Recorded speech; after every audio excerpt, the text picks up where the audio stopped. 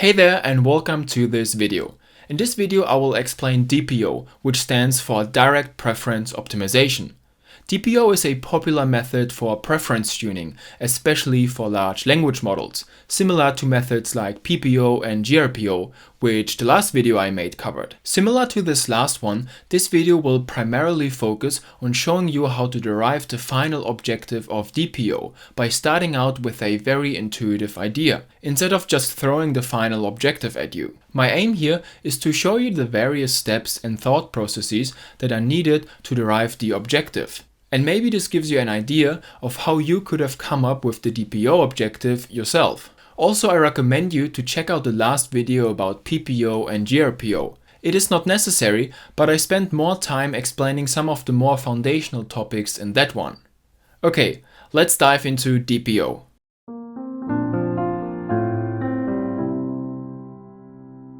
First of all, when looking at different methods that try to solve a certain problem, I like to find out about a common ground between these methods. And most often that is a mutual starting point, which gives you already a connection between potentially very different looking methods. And quite often that helps me a lot. So what is that starting point for DPO and other methods such as PPO or GRPO? The idea is that you have some function r that takes in a question x and an answer y and outputs a single value, which is high when the answer is a good response and low if the answer is a bad response.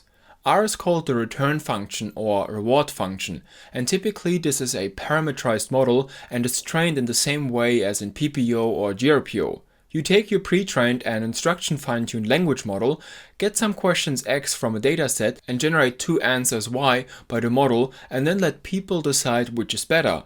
We will denote y1 as the preferred answer and y2 as the rejected answer. You then make a copy of the language model and add a linear classification head and train the entire model to assign high values for positive responses y1 and low values for negative responses y2. Good. That is your reward function. Now the big goal is to continue training the actual language model, not the reward model, this one is frozen now, and an expectation over questions x and answers y, where y is sampled from the language model, try to maximize this function r by searching over the parameters of the model. The model is usually called the policy, and we denote it as pi theta, where theta refers to the parameters. And that is our starting point, that simple idea of trying to improve the language model by maximizing some reward function that gives higher scores for better answers. And that is the same starting point as in PPO and GRPO, as you can see in the previous video. Note that in that video we wrote x and y together as a single variable tau, but because the DPO paper has a different notation, I thought I'll stick to this. Now, a preferred way of modeling this objective is to include a penalty that tries to enforce that the outputs of the model that you are training stay close to the outputs of the pre-trained model, which we will call pi ref. And this can be modeled by taking a KL divergence between both models and then add a weighting factor beta to put more or less emphasis on this. The reason you want to do this is because you want to prevent large changes in the model, because this could lead to A, reward hacking, where the model collapses to just a few answers that always give a high reward, and B, stay close to the distribution where the reward model is accurate. If you don't know what a KL divergence is, all that you need to know is that this is a measure of how much one probability distribution deviates from another.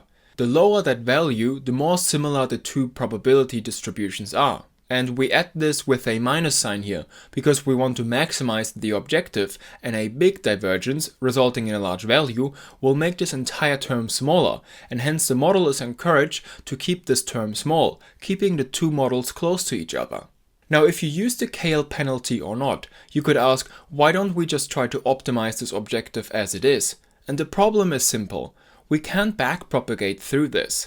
And the issue is not the reward function r, the problem lies in where those samples y come from.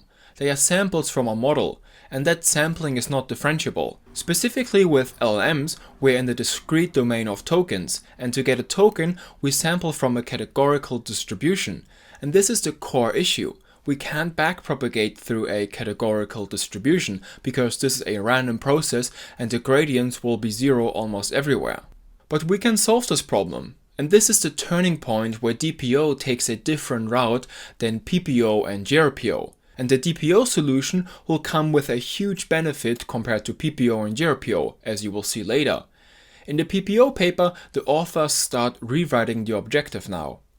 First of all, we can write out the KL divergence as the log of the fraction between the model and the reference model. Now we multiply by -1, which converts the maximum into a minimum and changes the minus and plus in here. We can also swap these terms around.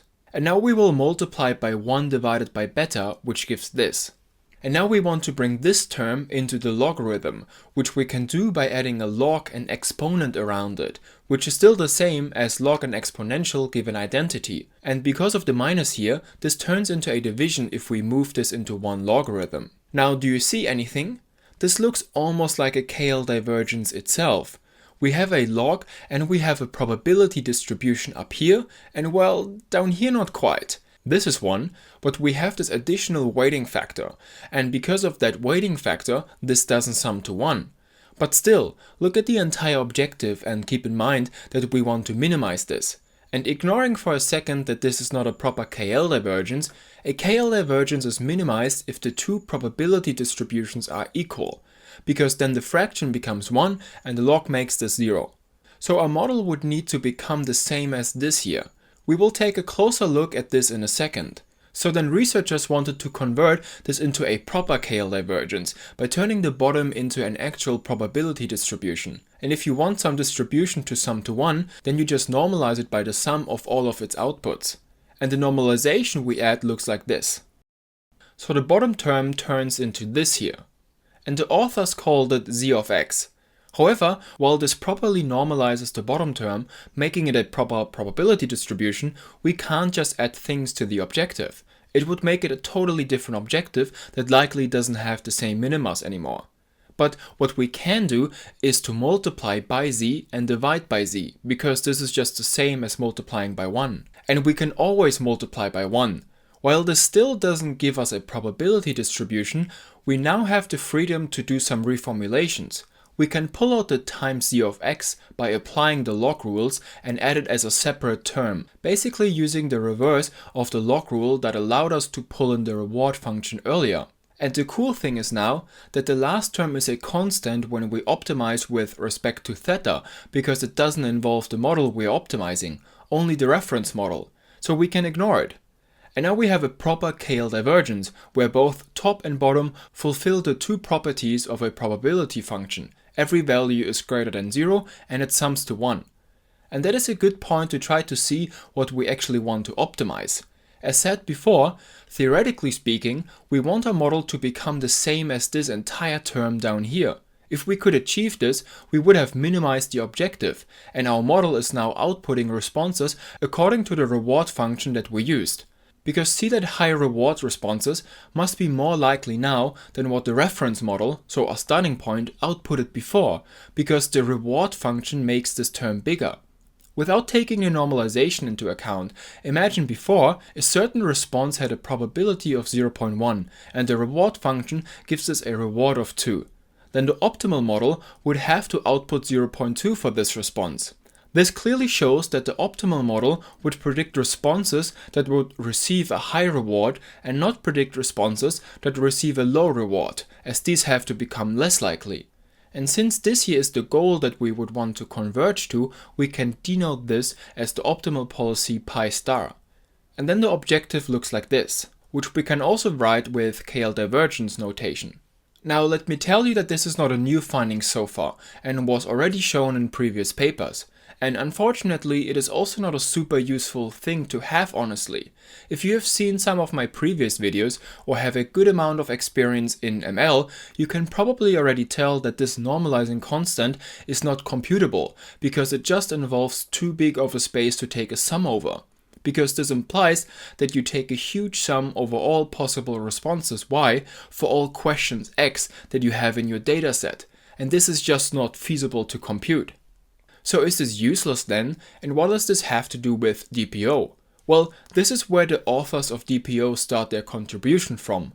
For a moment, assume that we know the optimal policy pi star. What the authors do now is to rewrite the formula for the optimal policy to get the reward function isolated on one side. So we start with this, and then we multiply by z of x and divide by pi ref. Now we take the logarithm on both sides and also multiply by beta. And this gives us an expression for how the reward function looks like if we would have access to the optimal policy and the normalizing constant z. All of this is only theoretical, because if we had the optimal policy, why would we even care about all of this? But we will be able to make use of this later. But before that, we need to introduce an idea that the DPO paper makes use of, the Bradley-Terry model. This is its most general form and basically says that if you want to compare two things, in our case a response y1 to a response y2, then if you can assign a score to each, then that gives you a probability for how likely y1 is better than y2. For example, if the score for y1 is 2 and the score for y2 is 4, then the probability would only be 0.33 for y1 to be preferred. And we can make use of that. But where do we get these scores from? Well, from the reward model. This looks quite good. We only need to add one little thing. Because the reward function returns positive and negative values, and the Bradley-Terry model assumes only positive values, we add an exponent such that all values will be greater than 0. Okay, now what do we have? So far, we have an expression of the optimal policy, which we rewrote to get an expression of the reward model, and we have the Bradley-Terry model. Well, what about plugging the expression of the reward model into the Bradley-Terry model? And that is exactly what the authors do, which leads us to their main contribution. Now this looks a bit messy, and we still have the optimal policy model here and the normalizing constant, which we don't have access to. But do note that we don't have any dependence on the reward model anymore. And even better, we can simplify this equation a lot more. First, let's say that A1 is this here and A2 is this. This just makes this a bit clearer to work with. We will now convert the softmax looking like expression into a sigmoid looking like expression.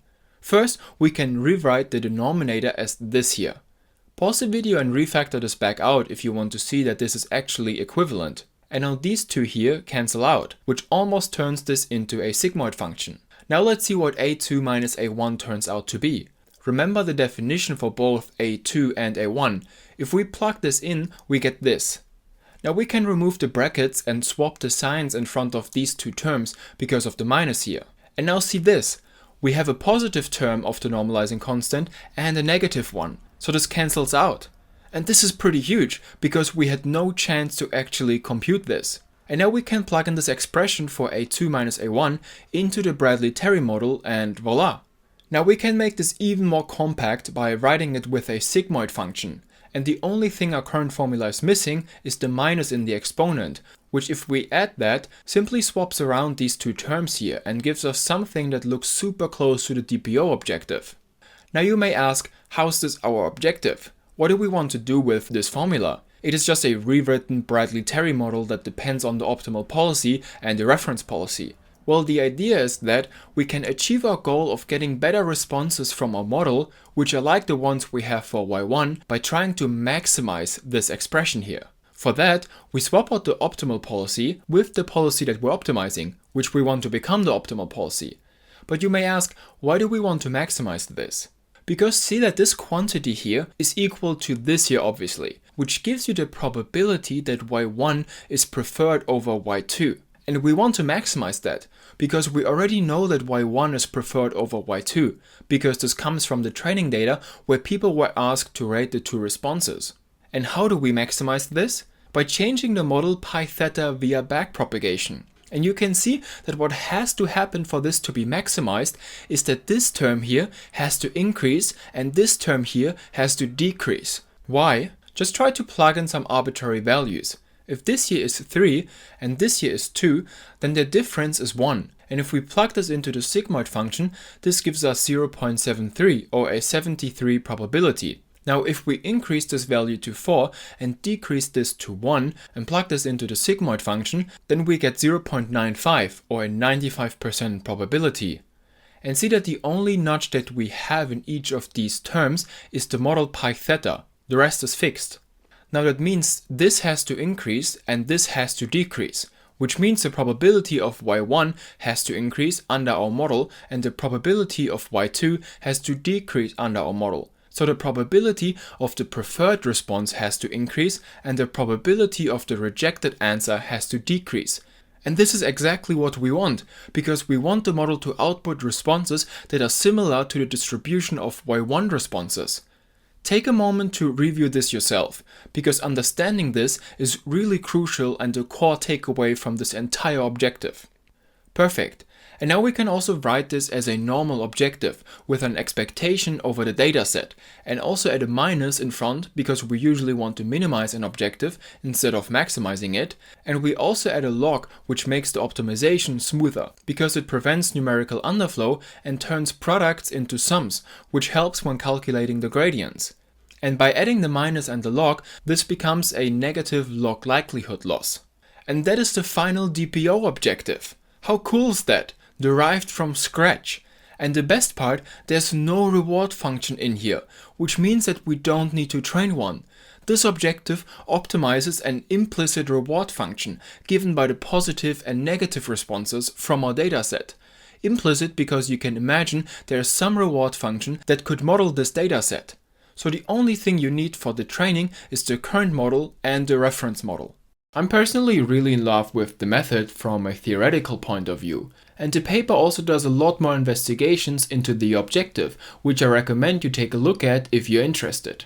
But of course, as so often, theory is not equal to practice, and I've heard both good and bad experiences with DPO. But that is a topic for another time, and if you're curious, there's a lot of information about this already online. For now though, I hope you've enjoyed the video and I'll see you in the next one.